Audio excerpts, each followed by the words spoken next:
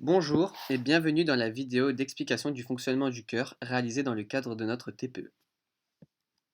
Nous allons tout d'abord voir le fonctionnement global du cœur. En effet, le rôle du cœur est primordial. Il permet d'assurer la bonne circulation du sang dans tout l'organisme. C'est donc chaque minute 5 litres de sang qui transitent par cette pompe. Maintenant, étudions la circulation du sang dans le corps. Le sang, plein d'oxygène venant des poumons, pénètre dans une première cavité appelée l'oreillette gauche. Elle se contracte et éjecte le sang dans une seconde cavité, le ventricule gauche.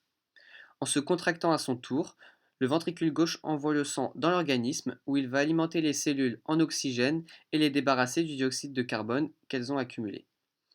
Le sang, cette fois-ci, chargé en dioxyde de carbone, revient vers le cœur où il pénètre dans l'oreillette droite qui se contracte.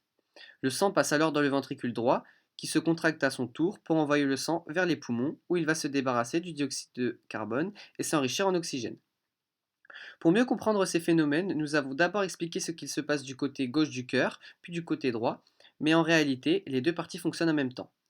Nous avons donc simultanément la contraction des oreillettes, le remplissage des ventricules, la contraction des ventricules, l'éjection du sang soit vers les poumons, soit vers le reste de l'organisme, et tout cela au rythme de 60 à 80 battements par minute au repos, et plus du double lorsque les efforts physiques sont intenses.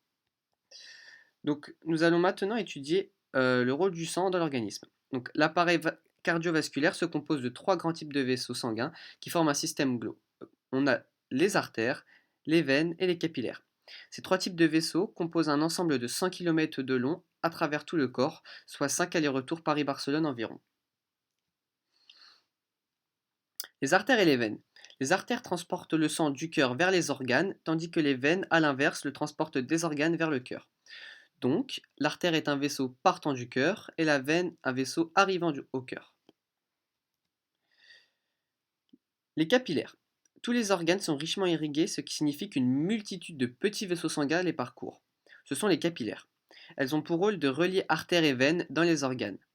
C'est donc au niveau de ces très fins vaisseaux que les vaisseaux se font entre le sang qui apporte nutriments et dioxygène et les organes qui se débarrassent du dioxyde de carbone et des autres déchets. Bilan.